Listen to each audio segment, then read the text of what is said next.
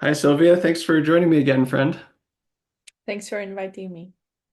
So we last spoke in on the podcast anyway in 2021, which was actually the year that we both sort of started out in this current chapter of our lives. And you were, I mean, I would be curious what words you would put to this, but from the outside, you were kind of deciding around that time, a few months before, that you wanted to be a full-time artist and do art and focus on projects like the ones you've been doing since then. And at the time, we talked a lot about your Vibe Traits offering, which you were doing at the time, had started at the time. And since then, in 2022, you did your gallery of 1,000 Creative Commons license images. And then last year, you did Invisible Moves. Last couple of years, you did Invisible Moves. And then now you're starting this new Shame project, which I imagine we'll talk quite a bit about. But I'd be curious to hear from you. Well, first off, does that track with your sense of your own chapters over the last few years? And yeah, just kind of hear about that arc and what each of those projects were and how you grew during that time, both personally and as an artist. Mm. Yeah, that tracks for sure. Yeah, I think there were other things I did as well, but those are kind of like the biggest things I was occupying my time with. Mhm. Mm. What were they like? It feels like it was already so long ago. It's I have this feeling sometimes that I kind of forget that things that are in the past even existed, and it's just like totally erased from my memory. Mm. The 1000 cc licensed images, that was one in 2023, maybe. Um, yeah, it was kind of crazy. I set myself that challenge at the beginning of the year, and and then I procrastinated on it for like 6 months. And and then I guess like part of it was this mm, desire to prove to myself that I could do it and just experience what it is to move through this challenge I set for myself in whatever way was possible. And at some point, that meant just like really prioritizing quantity over quality, which was really good because I ended up discovering a lot of things I wouldn't have otherwise. Mm. And and it also really forced me to look for inspiration a lot because at some point I was like, I really don't know what else to make. And um, I sometimes have this pressure I create for myself that I need to do 100% original things, and I know that this is impossible, and it just kind of invited me to own the fact that no, it's I will always need to look for inspiration, and that that kind of led me to explore a lot of different styles that were inspired by other artists that I saw. And a lot of it was just kind of like looking at Pinterest and being like, oh, I kind of like this. I'll do things that are sort of based on that and just explore from there. Um, and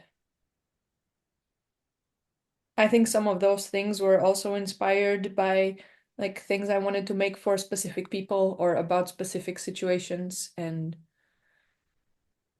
some of the pieces ended up being just like really rough, quick 10-second sketches that then I made into like little bundles. Um, Other ones were like gifts for people, and some others just took a really long time, and I really put a lot of effort into them. So it's a big mix of different things. And it felt like towards the end of the year, it was like a big push to finish this, and again, this desire to prove to myself that I could do it just really kept me going. And I don't know, I don't think I would do it again the same way I did. I don't know if I would do this kind of thing right now, but I'm glad I did it. And I did prove to myself that I could do it. And I felt good at the end, even if it was a little bit coercive at points. Mm, yeah. And then Invisible Moves. Yeah, Invisible Moves was a completely different type of project. It was completely based on quality and not quantity. I made 10 of them, and it took me quite a long time to figure out what each of them would be, and um, like took a lot of time of reflecting and observing my own experience to decide what's going to be in each of the pieces. And I guess something that both of these projects had in common was this this idea of making a collection.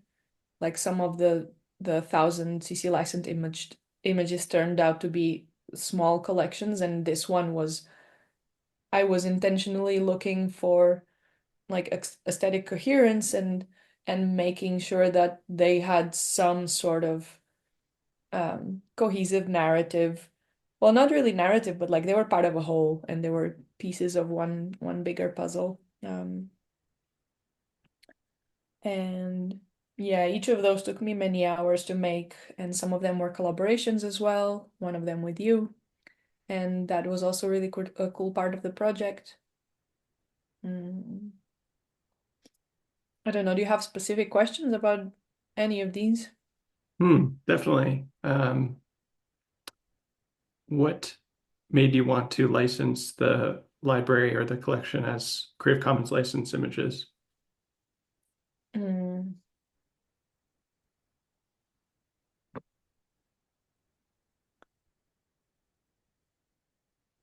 Various reasons, I think. Uh, One of them for sure, it's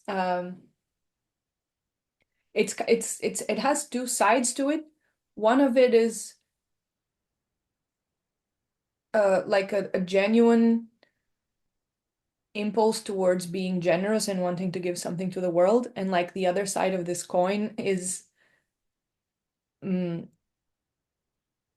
wanting to make sure that I'm giving enough value to the world, and sometimes that comes from a place of like, oh, I'm not doing enough good things, and I need to provide a lot of value for free.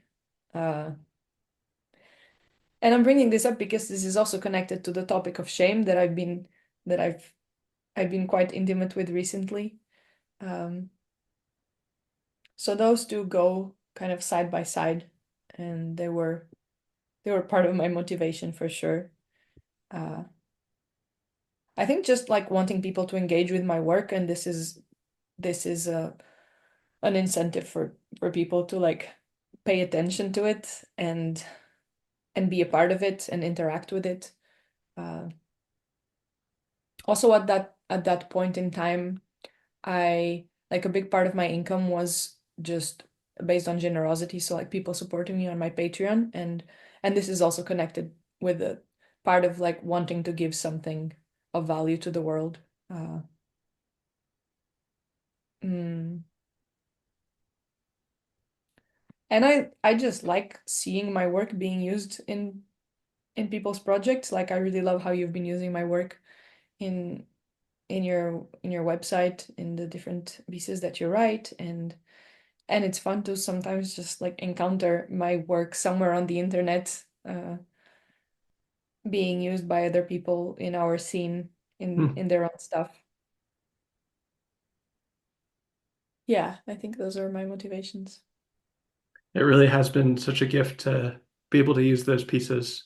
I I remember you telling me actually in 2021 when we met that like eventually we had been collaborating on making art together for my blog, and you were like, "Oh, eventually you'll illustrate your own stuff." And I was like, "What? No, I Hmm. do illustrate my own stuff now to some extent, but if I don't have a piece at the ready, I often look for something that you have, and there's almost always something that fits really nicely, and it just yeah, it makes the words pop so much, and brings it to life. So I've been so grateful for that. It's a gift that keeps on giving. So um, yeah, I know that during that time, one of the things that which was 2022, by the way, let the record show. Anyway, I know that one of the things you developed was like this process of making what you call an ugly. Can you talk about what an ugly is and how that came about? Uh,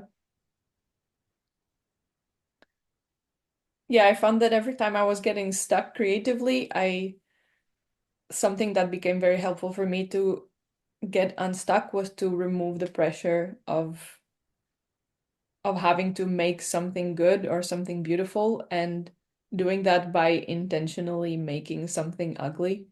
Like, I know this is going to be ugly, and that's the purpose of it. And then I just make something, and then I'm already in the process of doing something. So, yeah, that was really helpful Hmm. for unblocking. And also, it was fun just like to see those really ugly things that I made. I think I like later I looked through my Instagram account and I was posting for a while all the illustrations I was making for the 1,000 illustrations challenge. And then after a while I looked at my page and I removed some of the uglies because I didn't like how they looked like on the whole and and uh and I was divided whether I should do it or not because they were part of the process, but also I wanted it to look nice. Mhm. Hmm. So yeah, but some of them are still there. And they are all on my Flickr page for sure.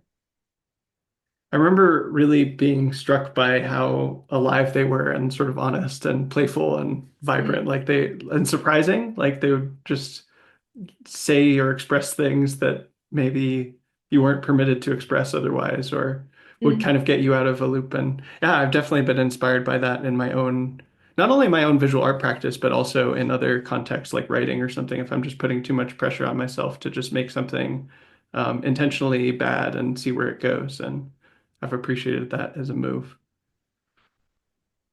Um, Yeah. What you said that you probably wouldn't do it again like that. Like what was hard about that challenge exactly that you felt like you wouldn't do quite the same again? mm.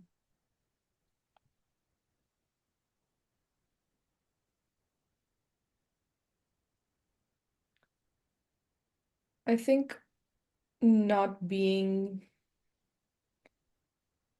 entirely in alignment with my motivation to do it. I was like, why 1,000? Why so many? And why do I have to prove this to myself?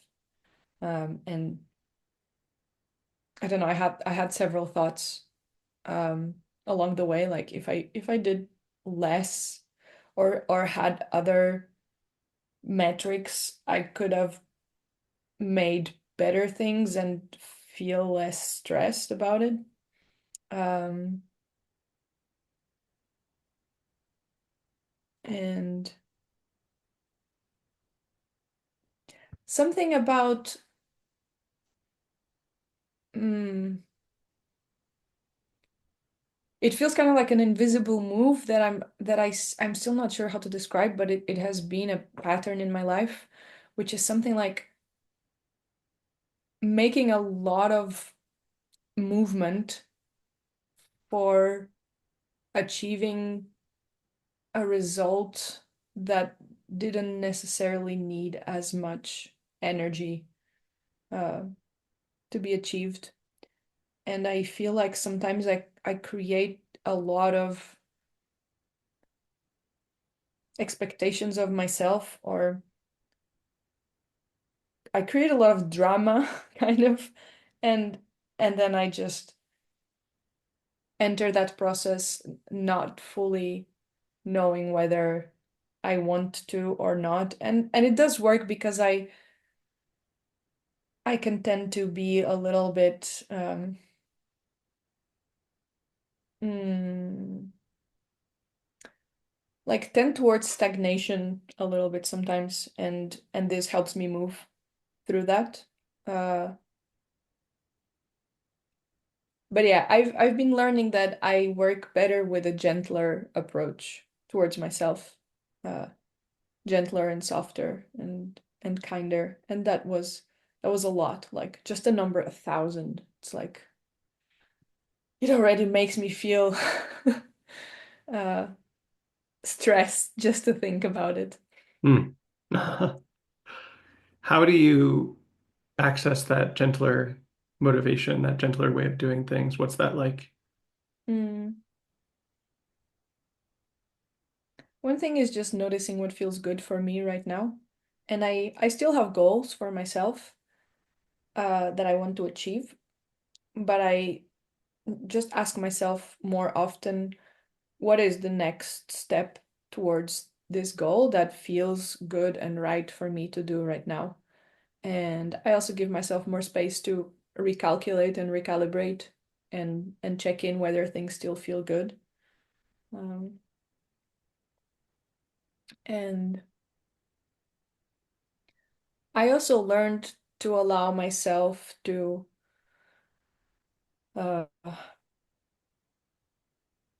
to say no to previous commitments I made, um, if they don't feel good anymore, especially commitments I did to myself with only mm, partially checked motivations. So I just allow myself to let go of things a little bit more, which can be tricky for sure, because I really value integrity and mm,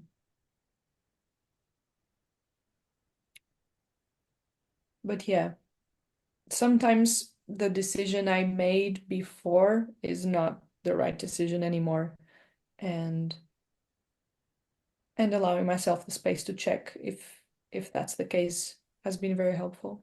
Hmm. And moving on to invisible moves, you know, my sense of it from having watched that project and yeah, being a part of it, thank you for that, was that it was sort of mhm, partly about sharing contemplative practice with the world and these inner moves and um, making something seemingly invisible visible and accessible to people. But it also seemed like there was a dimension of uh, you really immersing yourself in those moves and practicing them and ritualizing them and embodying them and making them your own and discovering them at deeper levels. Can you speak to that part of that project? Like what diving into those moves did to you on a personal level? Mm-hmm. Mm.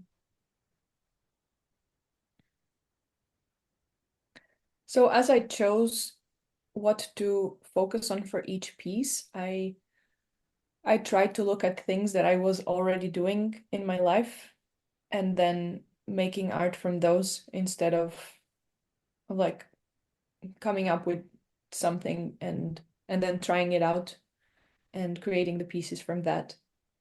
Mm.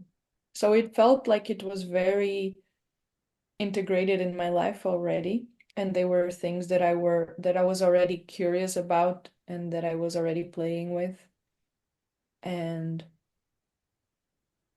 and making this project around them definitely brought a habit of looking at things more visually. Like instead of just doing the moves in my head or with my body, I would notice myself visualizing them in my mind's eye a lot more and adding that component to my general experience of living my life, um, which was very helpful and it has stayed and it's still quite helpful for me these days. I appreciate having having learned that from this time working on this project.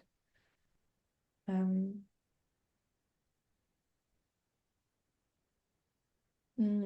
I forgot what was your question. Can you say it again? Well, I'll add how would you say practicing those moves so intensely for a while and bringing them into visual expression, how would you say that shifted your own consciousness or your experience? Or were there any really memorable experiences that you had during that time? Or have there been any abiding shifts or anything like that? Hmm. I'm not sure about big shifts. Maybe, but it also feels like nothing nothing specific comes to mind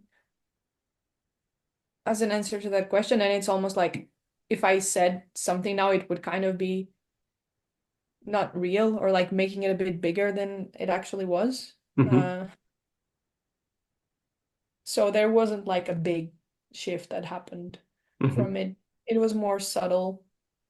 Just keep bringing those back to my awareness again and again, and then also like connecting them to each other um, and talking about them with people. Oh yeah, that was a big part of it for sure. Uh, Talking about them and brainstorming how to turn them into visual representations. Um, I think had an effect just by bringing them more and more to my awareness and remembering them again and again, and also seeing them around me. Um, Also, an intention that I had with these pieces was that each image would would help you to like somatically absorb the instructions to do that invisible move. And I think that definitely worked for myself to different extents with each piece. I think some of them worked more effectively than others. I think the one I did with you, for example, was super effective for me. Like I looked at it and I really felt it every time I looked at it, and I still do. Not only looking at the piece, but also the title of it. I tried that like that each title was the exact description of the move, and then together with the image, it would bring the desired effect. Um, Also, the one I did with Anita, the that we did the piece and a guided meditation with it, uh, and I don't remember the title exactly, but it was something like realizing that the one who loves you unconditionally is already inside yourself. And yeah, I don't know if it was because of collaborating specifically with you on this one and with Anita on that one that made it so like palpable and effective. I think it for sure had something to do with it. Um, but yeah, I look at them and it's also interesting now to go back and see them again and see what are the ones that resonate with me at different times and that they still hold power after after like what a year and a bit. Yeah. I really love the series so much, and it was such a privilege to be part of it. I also, not only did I love the piece that you made for the move of love, but it was so much fun to write the words that accompanied that. I really love that essay still, and um, yeah, Nita's was incredible. I mean, I think a lot of people really responded to the no self, like seeing through the self one. I know that one was especially resonant. I have been really moved by the Muse one. I think partly because that was a move that I'd already really done myself, but it kind of represented it back to me so that I could have it as an anchor and kind of the way you were talking about. And I think about that one a lot in my own creative process, and love the one you did with Chic. And there's so many lovely ones. So. I'm such a big fan of that project. I'm so glad you did it. Thank you. Hmm. I'd be curious to hear what the genesis of this current shame project was that you're working on, and if you'd like to talk a bit more about that project. Mm, yeah. Um, it started It started last year, actually. I I was struggling quite a lot with shame and noticing how it was becoming really crippling, especially after a period of attending a lot of social events and gatherings. And um, after pretty much every event I had been going to for a few months, I ended up feeling like there was something wrong with me, or like I didn't fit in some way, or like I had said something that was embarrassing, or like revealed something of myself that I later just like cringed at and just like replayed in my head again and again. Um, and there was one event, I remember this very clearly, uh, where I felt this so strongly that after the event I just went to bed and I couldn't sleep because I was just replaying all the conversations in my mind. Actually, at this point, I don't remember anymore what it was about exactly, but I remember the feeling of it, and I felt at the same time so exposed, and also like no one had actually seen me, and that I just wanted to be seen in this vulnerability and in this shame. And also it felt so tender that I didn't want anyone that I knew to hear the things that I wanted to share. So this is when I thought about doing this anonymous form, because I wanted to post my thing there and I wanted it to get like mixed with everyone else's things, so then I could post everything and like reveal it anonymously. So I did that. And um yeah, and then this forum was quite successful, and a lot of people posted things they were ashamed of, and I started publishing them, and people started really resonating, and my thing is somewhere there among the, I don't know, couple of hundred things I posted. Mm, yeah, and that's how it started, really. It was a very very selfish motivation. It was just like I just wanted my thing to be out there, and then I ended up like being really happy with how people resonated with it. And yeah, like seeing people being really supportive towards each other uh in the replies, and not only giving specific advice for how to deal with things that they had already struggled with in the past, but also just like support and love and acceptance. And um yeah, and a lot of people sharing how they felt healed just by seeing that other people were also struggling with the same things, and that if it was allowed and okay for other people to share them, then it must be okay for them as well to feel that. Mm, yeah, that's Mm. how it started.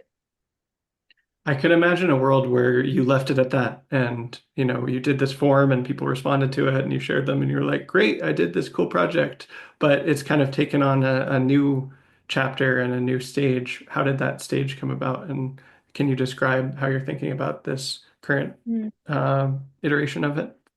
Hmm. It started first because people just asked me to do something with it, and expressed interest in seeing it be made into something. And um, yeah, there were a few ideas. Quite a lot of people asked me to make a book from it.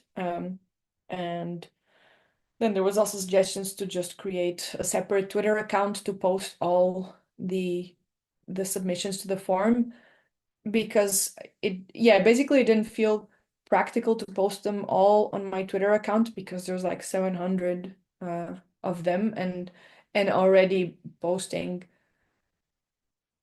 I don't know, a couple hundred. I'm not sure exactly, maybe 150 already. Like the last one started kind of getting lost a little bit. So yeah, I was thinking a lot about how to do this in a way that I could post more of them, um, in a way that they they could all be seen and that this place would still be there for people to revisit later. And mm, and also just I noticed this desire in myself to make something beautiful out of it. So this is how the idea of making a book and later on an illustrated book with like a story added to it uh also appeared. Yeah, just wanting to crystallize this and honor this process and turn it into something more concrete. And how would you describe the book that you're trying to create?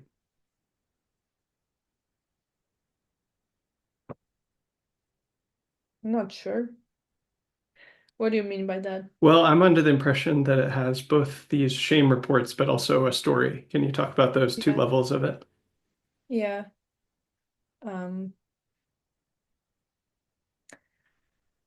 yeah, the story, hmm, the story, the idea of making it, of adding a story to it, uh, came from wanting to not just have it as like this collection of sort of negatively framed experiences from people, because while I think it's really helpful for people to have their shames witnessed and accepted, I also felt like, okay, this is going to be a heavy artifact, and I think it requires some sort of mm, I don't know, added layer of alchemy for it to have like a an aspect of beauty and healing and poetry. And yeah, and the story that I wrote for it was, well, is basically a result of my own experience of dealing with shame, and also of hearing about other people's experiences of dealing with shame and how to have a different relationship to it. And yeah, and it felt good to have it as a fictional story, some sort of like children's fairy tale, but for adults, that that serves also as a sort of frame to hold all of these confessions from people and and and bring them together in the book.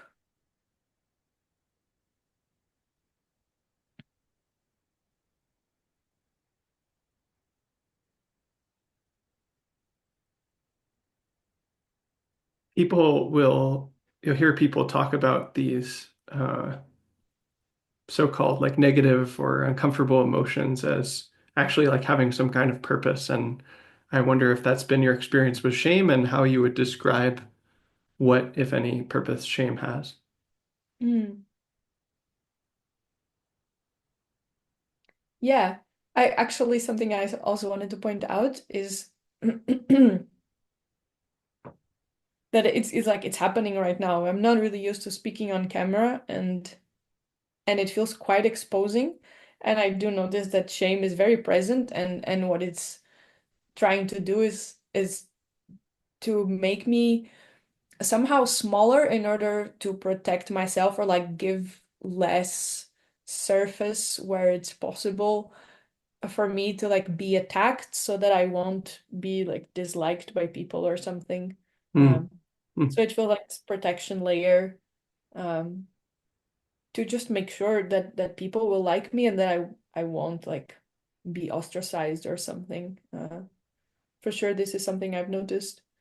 Um, Really Shame. appreciate you revealing that. Thank you. Yeah, Sending love to you from over here. thank you.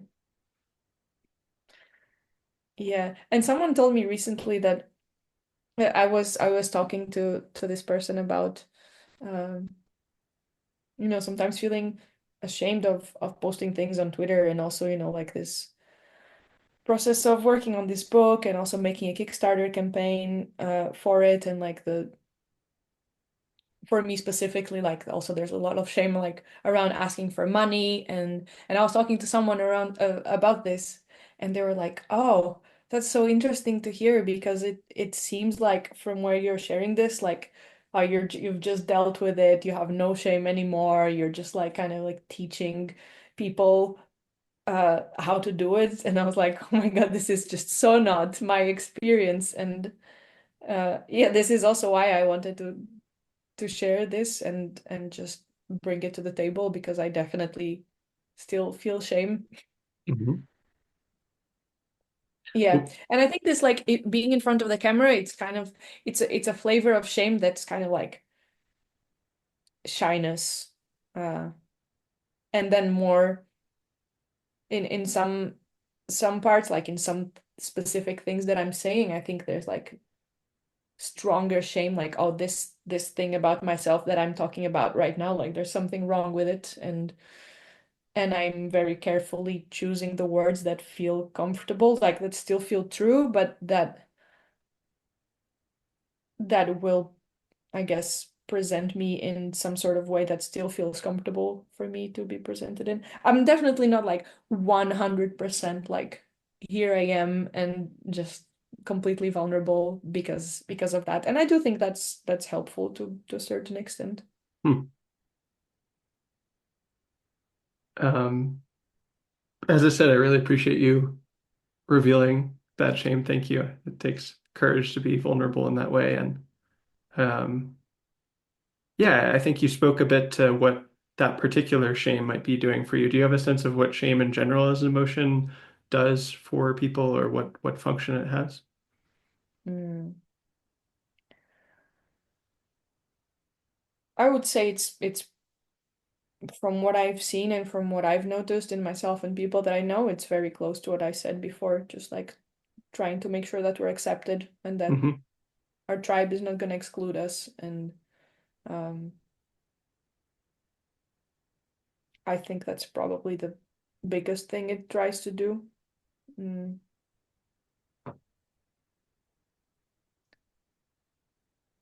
yeah, just like protecting us. Although it doesn't do so very effectively in a lot of cases, I'd say most. Hmm. Uh, but I think it does still have good intentions. And what have you learned about caring for or healing shame? Mm.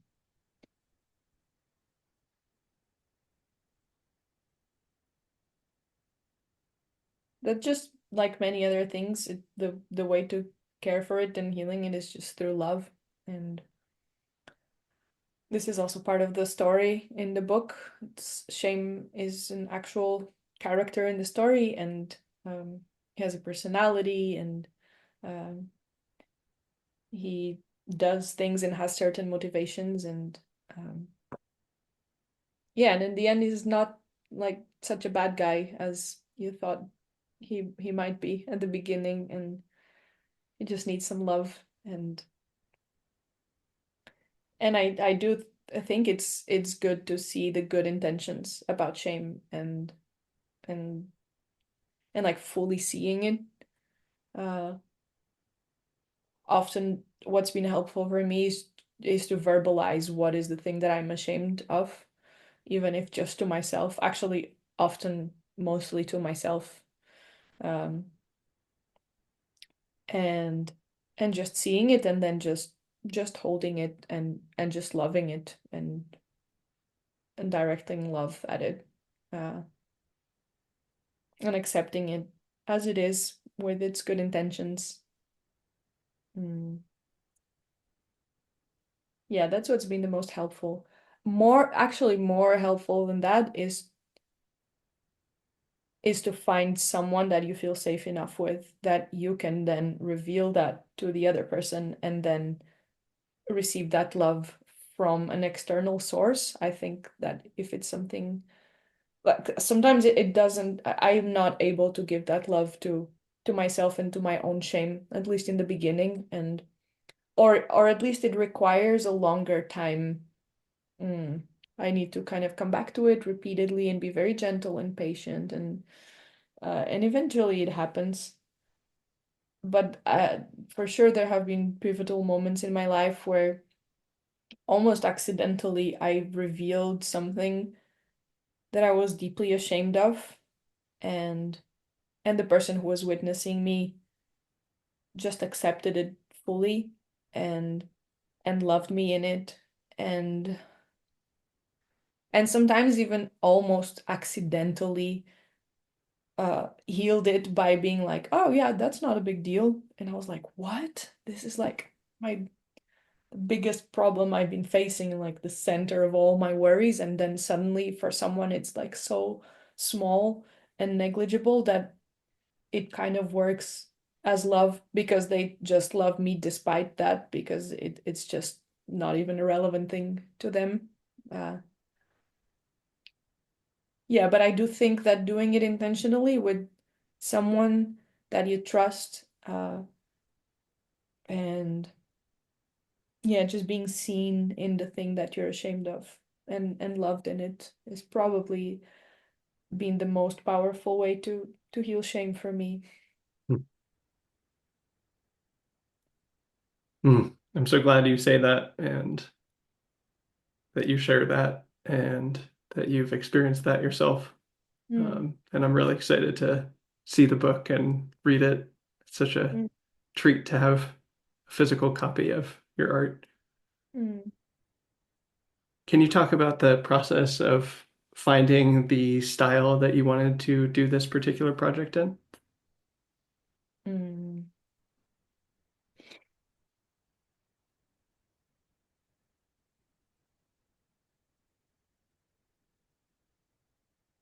I think before I ended up finding the style that I am now using for the book, I probably went through like 3 or 4 different styles, and they gradually came closer to the one that I have now. Um, I wanted it to be relatively simple.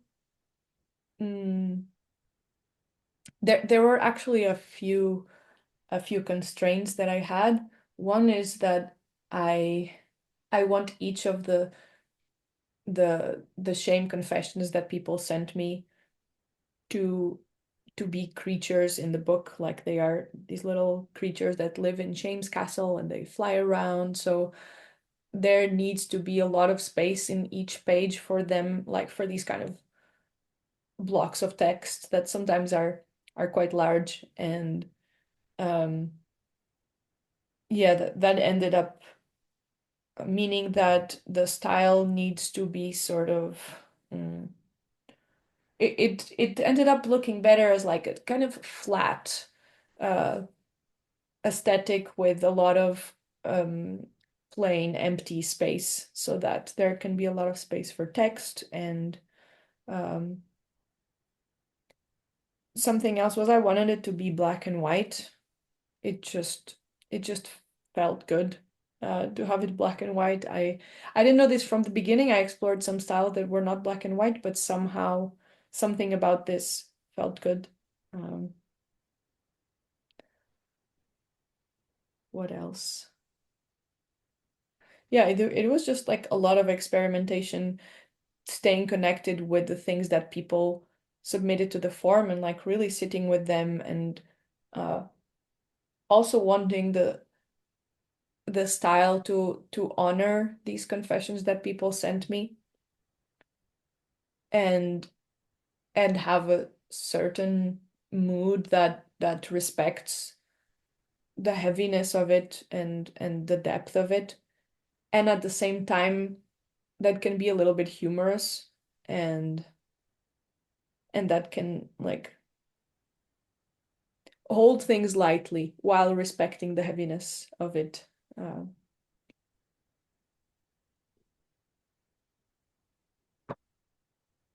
yeah. Mm, what else?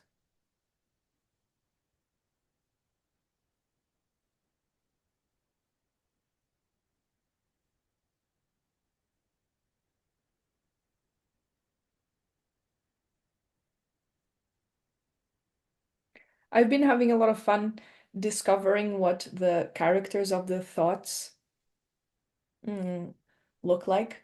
Like I also made like some cardboard characters that then I kind of played with in the real world outside of my iPad. And yeah, it felt like for sure they were the part of the story that took the longest to nail down. You see nail or nail down? Like Nail when down, yeah. nail down. You could say nail too, yeah. Yeah. Yeah. Yeah, it's been a really cool process to find what they look like, and I made a lot of different versions of them.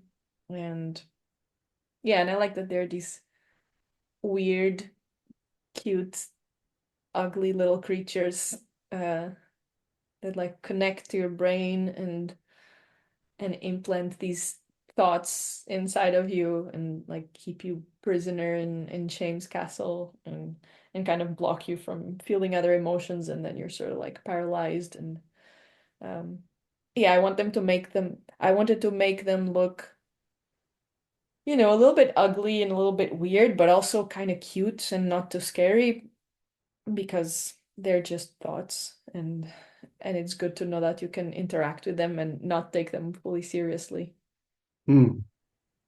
Well, from what I've seen, you've definitely nailed it. I love it so much. Thanks. Trying to think how to ask this question, but mm, so I love your art, obviously. I've loved your art so much ever since I've seen it, and I just see you growing. And um, yeah, I love that you grow as a person and as a visual artist. There's so many. River has this thread that I think about all the time that I've definitely sent you before about like, oh, there are people who are like technically excellent at some medium, and then there are people who have soul, and then the really rare artists are the people who have both. And I see you as that kind of an artist and um, someone who really has both. And it does, yeah, I'm curious about both of those dimensions, and we've talked about both of those dimensions. Your sort of art on a technical level, and then your art on that human soul feeling level, and what it means to you personally, and how you've grown, and that sort of thing. Um, the question I want to ask her about right now is sort of about the technical side. About uh, I see you as someone who's capable of so many different styles, and I've seen you make so many different kinds of visual art, and I've seen you make comics and uglies and beautiful paintings that are physical paintings and digital paintings and invisible moves. The amount of effort and care and love you put into those pieces is incredible. And then, we could do these silly cartoony things that are light about shame and that sort of dissolve its power. And I wonder how you would describe your own range as an artist and like what styles you see yourself capable of and how you think about that internally. I don't think about that at all, to be honest. Uh-huh. I just make things and they keep changing. I've always found it really difficult to have an awareness of what my style is as an artist. And I don't know, I think we even talked about this in one of our previous conversations, that sometimes I really wish I had a style and like had a like my things were recognizable somehow. And some people tell me that they do recognize my work, but I still cannot see it. I don't know if this is a blind spot because it's my own things. As my own thing. I don't know if people usually feel this about their own work, like you can't really see the essence of the things that you do and what makes them yours. Kind of like you can't feel your own body odor or like recognize it as well as you recognize the people's who are like the body odor of people who are close to you. Mm. So I really struggle to answer this question, to be Fair, honest. fair. Well, consider me impressed. Uh, Well, impressed with what? your range.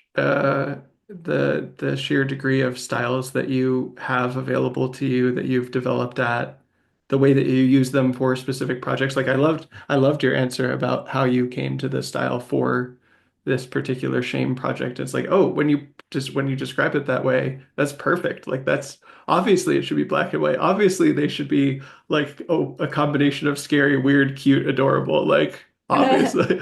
Um, you know, oh yeah, you're going to need a lot of space to have the text there, and that's something I see with each project. Like, obviously that style wouldn't have worked for invisible moves, and with each piece, you really found your own almost like voice with each piece of what it needed to say and how it wanted to be expressed, and I really admire that a lot. Thank you. I like thinking about it this way. Uh-huh. Yeah. I would say from the outside, you have one heart, of course, one that's like growing and changing, but a recognizable heart, and then a command of a lot of different styles, and you kind of choose which one you want. And I think, I don't know, I like that as a fan of your art, is of like, oh, I would prefer that to and River talks about this in that kind of thread. I think he alludes to that like one of the failure modes of like just being technically excellent is that you'll like make this really beautiful stuff that isn't actually that resonant. Or I don't know, sometimes you'll see artists who just make the same thing over and over again, and that's fine if they need to do that. But I, as a enjoyer of art, I prefer the range and the mess and the possibility and the sheer range of expression of the heart. Mm, mm. Thank you for saying that. Hmm. I think like a lot of the things I do, most of the time I feel like I have an idea and I'm just trying to find a way in which I can use my skill to to show that idea. And a lot of the times, I would say almost always, I sort of fall short. Like I feel like I never fully manage to convey what I want to convey with the skills that I have. Uh, but I'm also learning how to see it as just exploration and experimentation. Mm. Do you have this in your work? Like do you have a sense of what your style is like? Like whether that's with writing or drawing or anything. Do you can you see like, oh, this is what Tashin's vibe is like Hmm. or style? Uh, I think I can, yeah. It helps that I've done a lot of different things and a lot of projects and also a lot of different mediums. I think maybe that's an advantage of doing really different mediums, is not all just being visual art or something. I mean, obviously you've explored other mediums as well, but um,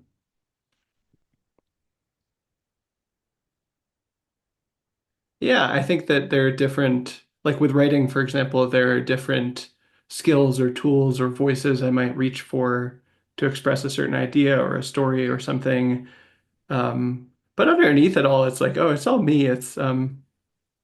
There's parts of me that are very wise, and there are parts of me that are very silly and irreverent, and there are parts of me that just want to hang out with my friends, and there are parts of me that are strategic and want to plan out how to most benefit the world, and somehow that's all just kind of meshed into this one person, and for a different project, oh yeah, there's a person who's ashamed or who's hurting or feels really sad.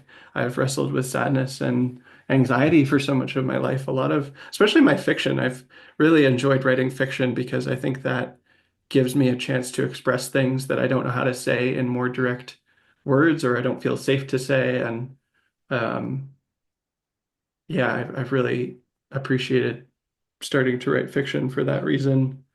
Um, but yeah, there's just it's like it's kind of similar to you in that there's a lot of different styles of writing or expression, and then I will reach for the specific thing for a specific project. And yeah, underneath it all, it's just Taushen with the same heart, lots of different facets, but the same person. So you know which are these things when you're reaching for them, you know like, oh, these are the tools that I have available and I want to choose this one for this specific project, or you just like do something and it comes out like that. A bit of both, I'd say. Like first off, there's picking what the medium is. Like, is it writing or is it music or is it an event or what? And then within writing, especially, because I think writing is probably the thing I'm skilled most at. And within writing, it's like, oh, well, is it a wisdom post or is it a shit post or is it a novel or you know, just a story, an essay of some kind. And then within those, there's like almost like your brushes or colors, there's specific things that I reach for. Like I love run-on sentences with lots of commas, you know, I'm very fond of that. There's plenty of people that would say, "Oh, don't do that. You're breaking the rules." And I'm like, well, I like it. This is the shit that gets me up in the morning. Like, I like it. So, I learned the rules to break the rules, I guess. And yeah, and now actually within visual art as well, like I think there was a process of not that I haven't made as much art as you have, but there was a process of like finding specific colors and brushes, and there's kind of a voice that's evolved of like, oh yeah, um, this is how I draw or express these ideas, and uh, I've enjoyed watching that process evolve. Yeah, I noticed that I feel like you you have like way more defined visual style in your art than even I have in mine. I don't Mhm. know. Like I look at your pieces and it's like it's yeah, it's very touch in everything you do. I like that a lot. Mm. I kind of have to because I'm sort of working with a handicap, a lot of handicaps. And so, like, for example, I still don't really understand color theory at all. So just having a really simple palette, just like you said, this isn't the reason why you chose black and white, but it's just like, oh, black and white makes things really simple. Having a darker color and a lighter background, it's like, Hmm. um, and similarly, like just having the same simple brushes all the time. And, you know, um, it makes it a lot easier. So I'm still trying to build my skill visually over time, but at the level that I'm at, it's a lot of it's playing with constraints of what my current skill level is, and Mm. um, yeah, I'm not as constrained with writing. With writing, I can be much more free and expressive, and I absolutely love that in my writing. If someone reads my writing, when like they're like, "Oh my God, you wrote this and this? Like you could write both of these things?" Like even my novels, I think if you read all four of the novellas I've written over the last years in sequence, you'd be like, "There's no way the same person wrote all four of those." Like they're so totally different. They're different genres, different voices, different structures. And like I love that. I'm like, "Oh yeah, that's good." So, Yeah, that's cool. how would you say you have grown over the last 4 years, both personally and technically as a visual artist. And just take, it doesn't have to be a encyclopedic list of every possible change, but whatever you feel like talking about, whatever feels alive. Mm.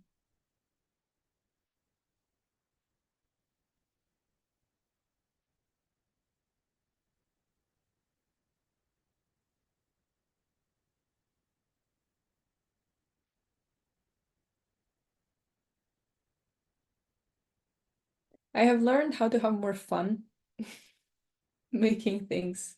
Uh, I have learned how, like, when you're talking about the technical part and the soul part, um, I feel like I have become better at conveying the soul part as well, and just knowing more more immediately what is it that I want to, not necessarily even what I want to say, but what I want each piece to like to feel like, or what is the character that it has, like what is the soul that it has, almost as if it was like a little creature. What is that creature like? What do they like, and how do they behave, and um, what do they do? And just having that interaction with each of the pieces I make. Um,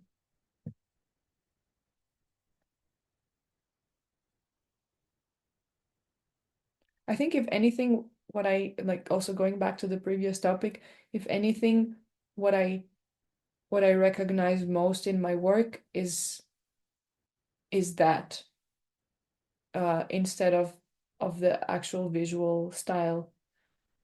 Um, I think if I saw I don't know, a character that I came up with that is a certain way and has a certain personality, I would be able to recognize it as my own. Uh, so that's something. Mm, hmm, what else?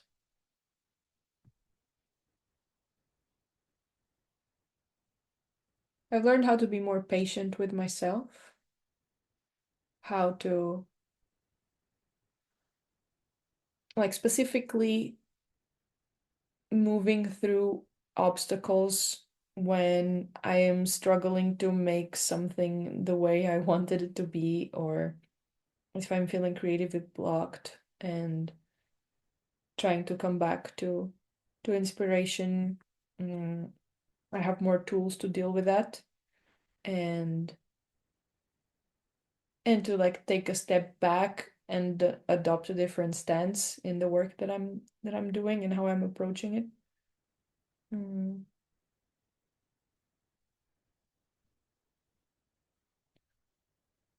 And I think there is more of a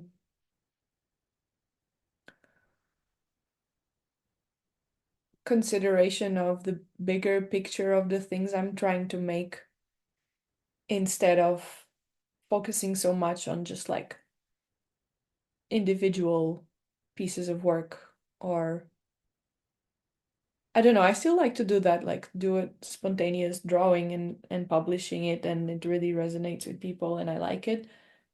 But like this shame project kind of emerged from a real interaction with the online world that really resonated with people, and I mostly wanted to do like something to capture that, and then eventually it turned out to be a book, but it didn't start as, oh, I want to make an illustrated book or like a specific kind of drawing in a specific style.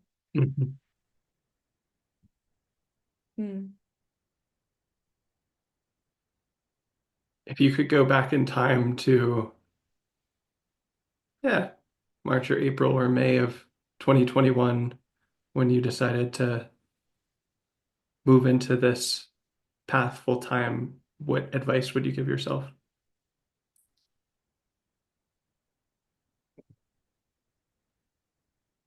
Hmm. Keep showing up even if it's difficult. Find the ways in which it feels good. Um, and find the balance between trusting yourself to continue and also being gentle enough with yourself that you don't like push yourself too hard when it's hard. Uh, yeah, just keep showing up and believe that things will move forward and that you'll get better at doing the things you want to do,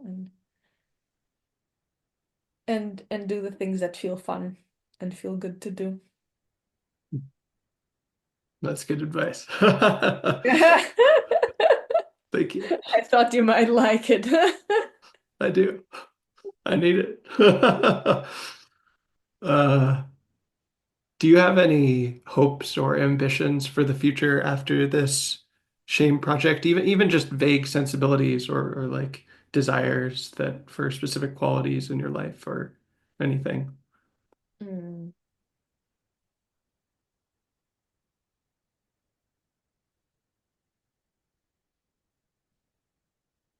What comes up is beauty, like creating beauty. Uh, like that being the goal of the next thing I do.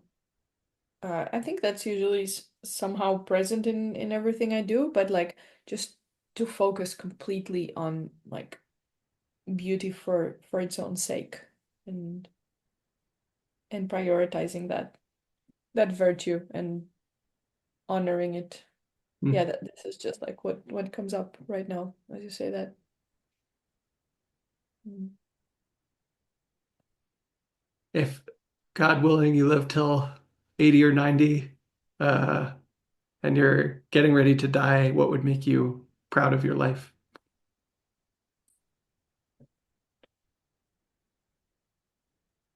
Mm,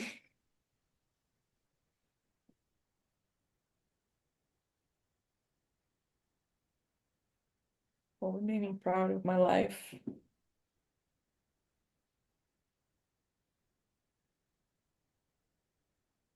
And having said all the things I wanted to say. Mm. I don't know exactly what this means, but again, just what's coming up right now. Hmm. I guess there's something about it that's like living truthfully and not leaving things unsaid. Uh, and I think this is something that comes up for me sometimes, wishing I had said something more to someone, um, or like expressed my love more often, or been more honest. Mm. Yeah, and do the thing that feels true, do the thing that feels alive. I don't know though. I might feel completely different when I'm about to die. I think I'm not fully present with that reality right Hmm. now. Do you have an answer to this question yourself? Hmm. Yeah, it's one of the measures I have of whether I'm living in a way that I'm proud of and also looking towards how I want to live the coming years and decades. I mean, if I died today, I would be proud of my life. I imagine you would be proud of your life if you died today. I would be proud of you. I'd be really sad. But um, something that's been really resonating for me is uh, I've had this phrase in my mind for a while, but like I pray that my life will be of tremendous benefit. I pray that my life is of tremendous benefit. And, there's really no ceiling on the impact that we can have with our lives. We can do so much good. And of course, through living, we make mistakes and we do things wrong or things we regret or are ashamed of. I've certainly done that. But at this point in my life, I'm really just trying to lean into what I can do that I'm proud of and do projects that I believe in and that I see helping people. And I really something I love about doing a project is like, which I've kind of seen you do many times, but certainly with the shame project of like, oh, you do an initial version and then you do a bigger version, and maybe later on you do an even bigger version, and that's both how you grow internally and how you have a bigger impact in the world. And so, um, yeah, I imagine that if I live for many years and decades from now, I'm what, 34, be turning 34 this year. Um, you know, I think sometimes there's a great tweet from Visa where he is showing this letter that I think Kurosawa wrote Bergman, and Kurosawa was a little bit older than Bergman, and uh, Kurosawa was like 80 at the time, and Bergman was 77, and Kurosawa was writing about how he really feels that his best work is just starting now when he's 80, and like actually people start when they're 80, and everything else was just preparation for that. And I really feel like that's possible for me, where like everything I'm doing now will seem like child's play compared to what it certainly seems that way, you know 4 years ago, the things I was doing 4 years ago, and they're sort of cute now, and it's like, oh, now I can do this, and it's still the early days. And yeah, so I'd like to just keep growing and keep doing projects that help people. And for me, that experience of steering towards service is also so intimately connected with steering towards what's fun and joyful for me. And so I know that like another frame on it is like I want every day of my life to feel like a party, and almost that every next day is like a better party than the last day. And uh, that's sort of more suggestive than literally true, but over time, my capacity for how much fun I can have and the ways in which I have fun grows. And hopefully, I'm just having a grand old time at 80 or 90 or whatever. It's like, yeah, this is a great party. Hell yeah. So, yeah. The last thing I'll say is I resonate with what you said of like saying I forget the exact words you said, but like saying everything you needed to say. And I have this piece that I wrote called "Give Every Gift," and um, that's been another kind of North Star for me of like feeling like my soul is just full of these treasures that I can bring out, and I want to give every single one. And if I am at my deathbed feeling like, oh yeah, I did all of the things I really knew how to do and gave every gift, then that would make me proud. I love that. Mhm. Mhm.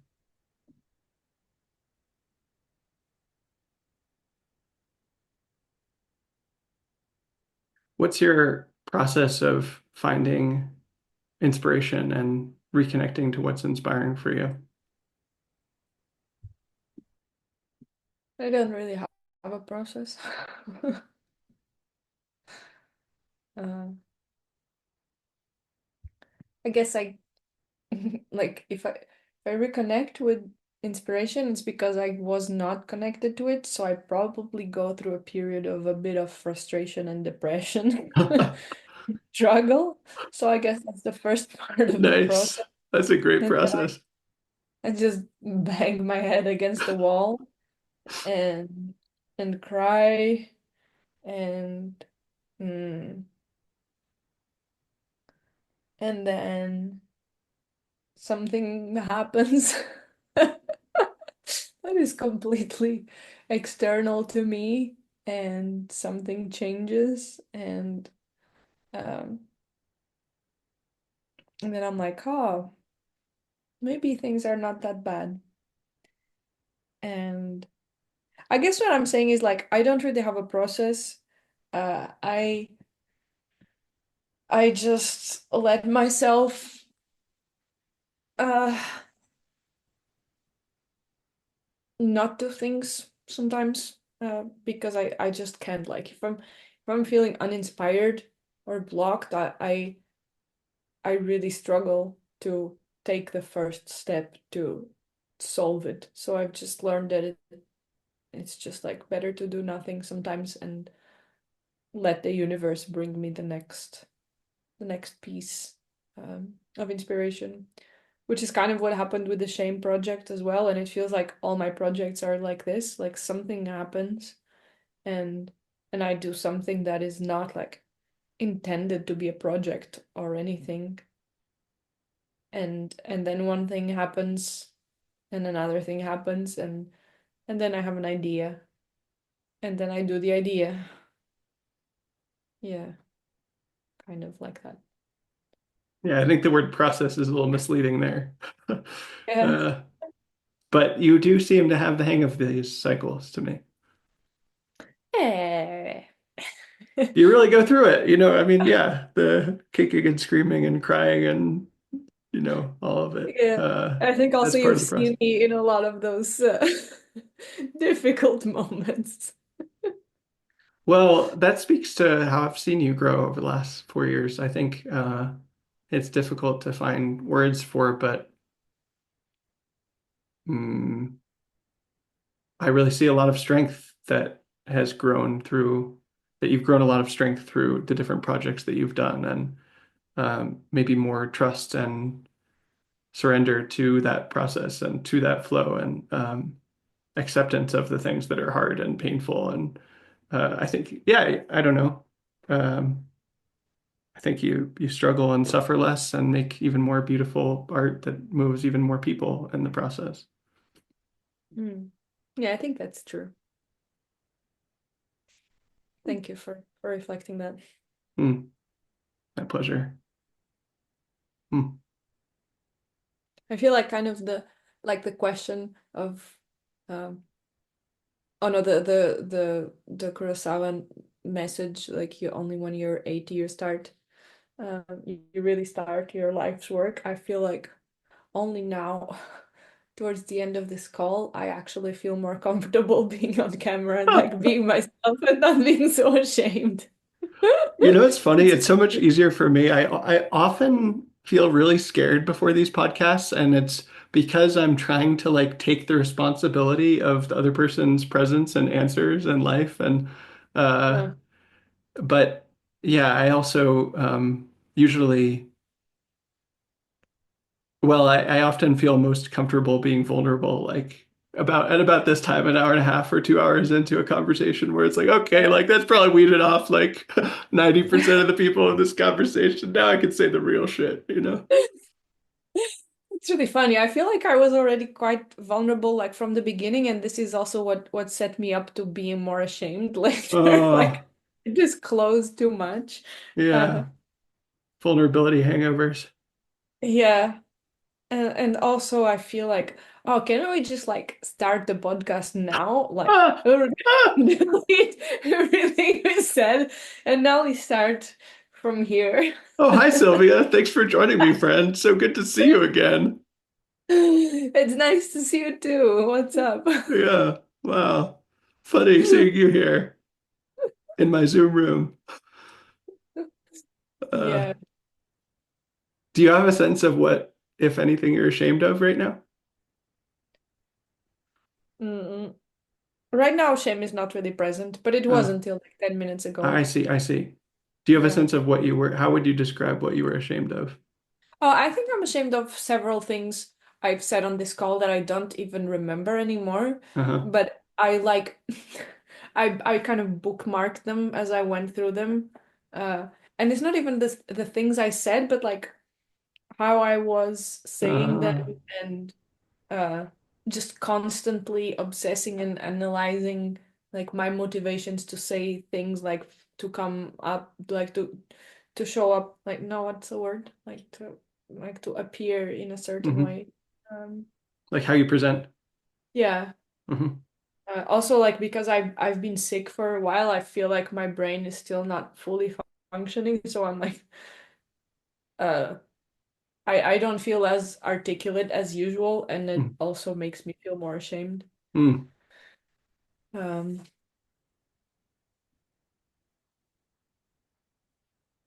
Yeah, just like general shame of showing myself to the world. And there's something about the permanence of a recorded conversation that people like as I'm speaking, I imagine this is obviously like really self-centered. Probably people are not gonna do that, but like I imagine people looking through the video and then like going back and like looking at different embarrassing things I said or did Uh-huh. and just like zooming in and just be like super exposed and they can do that infinitely because they just have the recording there. Uh, Yeah. wow. That sounds scary. For what Yeah, it's this thing that happens often in things I do, also like doing things online and publicly. I like, for example, with the shame project, I start with something with a genuine good intention of like, wow, I really feel like this is a beautiful idea and I want to offer it to the world and like I really want people to have this book and have access to it so that, you know, if they're feeling ashamed, they look at it and they reach out for it and there's like all these other people there who are also feeling ashamed and they're not alone and they can see it and I want to have this book myself as well. And then sometime along the way, I I make the project. I'm like, okay, I need to sustain myself while I work on this book. I need money for printing the book, so I need to fund it somehow. So I need to ask for money. So I'm gonna do this Kickstarter, and then I need to show it to people. So I need to post about the Kickstarter, and then it's like, oh, I'm asking for money. Am I asking for too much money? What are people gonna think of me? And then suddenly, like, oh, and then like, is this like, is this respectful? Is it like the tone of the illustrations? Like the right one? Is it even a good idea? Do people even want this? Is it the way I'm talking about this? Like, is this even any good? And then suddenly it in my worries about being good or doing the right things, it just becomes so much about myself and it becomes like this kind of distorted self-centered thing that that had a kind of like well-intentioned start, and I just kind of like build this wall around it. And it feels kind of like it feels like shame does that often. Uh, it's just like this illusion that everything is about you somehow. Uh, or that like people are looking at you more than they actually are, and they actually don't even think about it that much. Um, or that you're so afraid of being bad or not being good that you end up being way less good than you could actually be if you just focused on the positive thing you want to do. Yeah, just some thoughts around this, Hmm. and that originated from imagining people zooming in on Ah, my ah, face. ah, ah. Even that you can describe it so clearly and so well, and what the causes and effects of it are, and the root cause, like basically self-view, Mm, uh, yeah, I think is really well, one, it speaks to your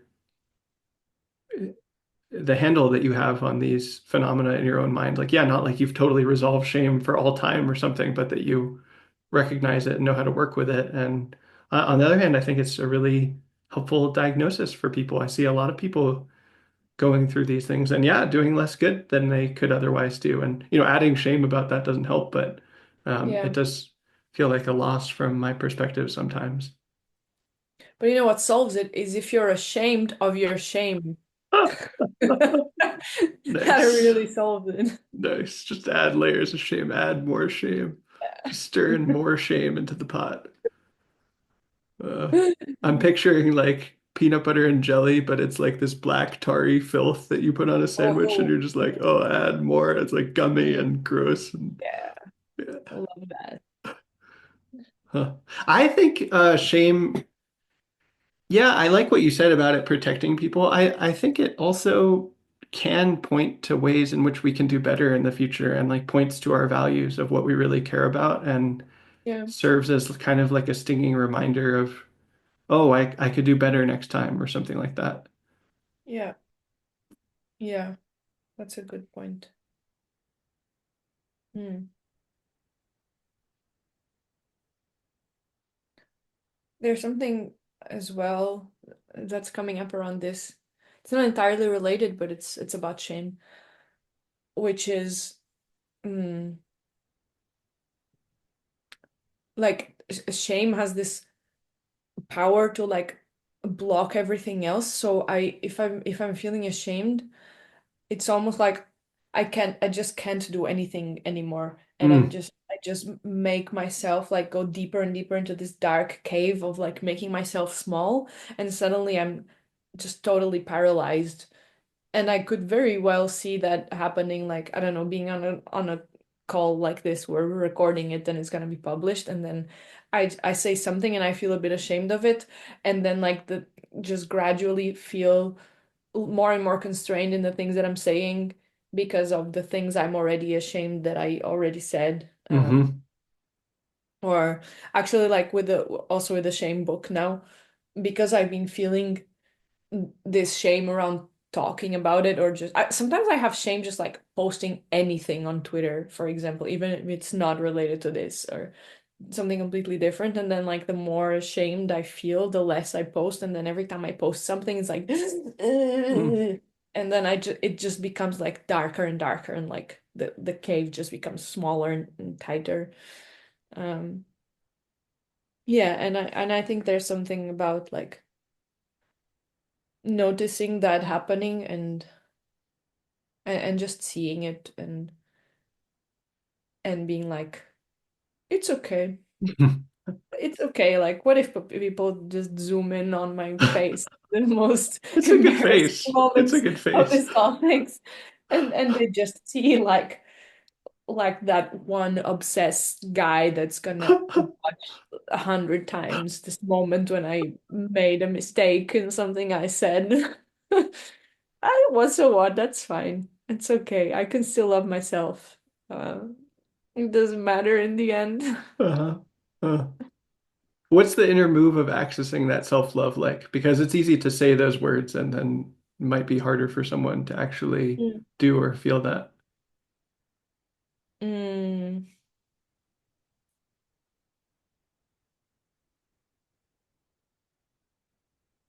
It feels like holding the thing like very lightly and gently, like the thing you're ashamed of, and you just like take it in your hands and like bring it close to your chest, but you're also kind of like just very lightly holding it, and you're smiling, and you're giving it love, but also like with a sense of humor, just kind of like it's fine.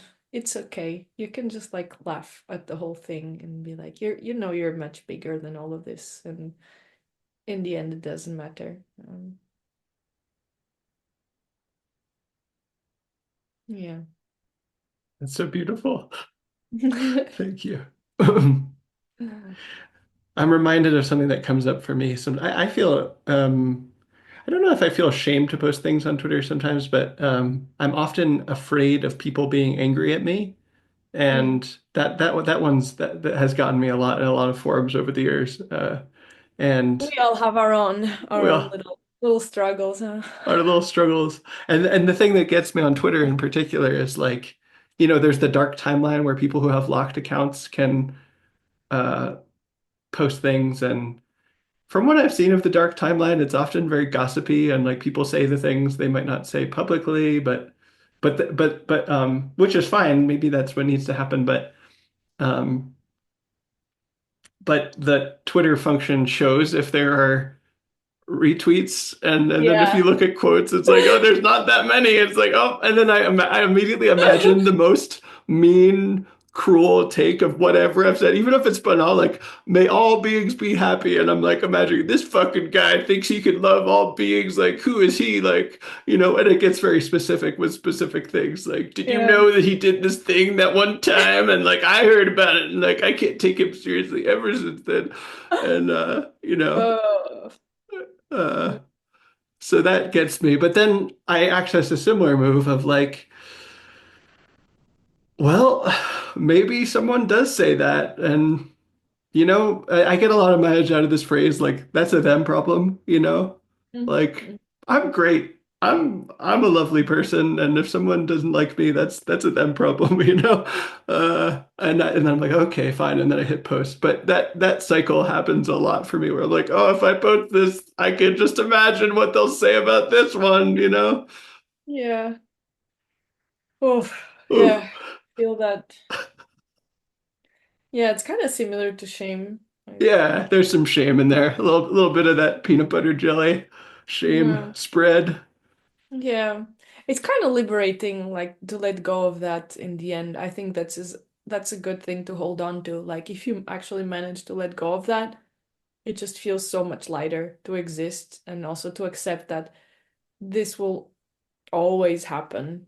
If you're growing in any way, you're like exposing yourself in some way, and people are gonna think things, and you're gonna see yourself in different ways, and you're gonna not like some things you did, and then you just kind of learn from them, and then you let go, and the world keeps going. Definitely. Yeah. It's so much better that way. I mean, it's not necessarily easy, but I'm I don't know, I think I'm thinking about jokes, for example, and like a really good joke often is kind of like violates some taboos or it's unexpected. It's like, oh, you said, oh my God, he said that, like she said that. Oh, what? And a really good joke probably will offend 1 out of 10 people that hear it. And then the other nine will be laughing a lot. And it's like, well, Yeah. was that a bad joke to make? Maybe I actually do believe there are like bad jokes you shouldn't make that are actually unkind or that I'd rather not make at least. But like just because someone's offended doesn't mean I made one of those jokes. Yeah. Mm, Hmm. mm, And if it made 9 people laugh, then like, I don't know. It might not be worth it. It might not be, but I don't know. But you live and learn. Yeah. mm. Yeah, it just feels risky. I Mhm. I get that. And I also I'm saying this, but I definitely cannot always do it. Hmm. I would say it's less rare that I manage to do this successfully than not. Hmm. Hmm. Hmm. Well, we've covered a ton of topics. Is there anything else you'd like to talk more about or dive more deeply into? Mm,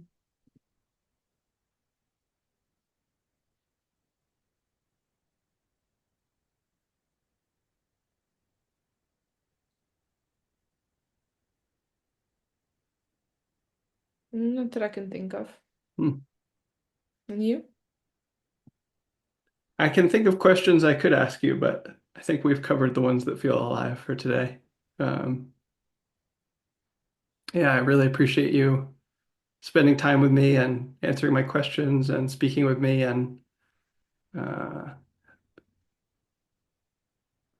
as I've said in this conversation, I really, really, really, really treasure your art and the things you make and the different projects that you've done. I've so enjoyed learning more about them. And above all, I really treasure your heart and the person that you are that makes those pieces of art. I think it really shines through in the things that you do. I think that's true for all of us, but you especially. And I've been so inspired by you and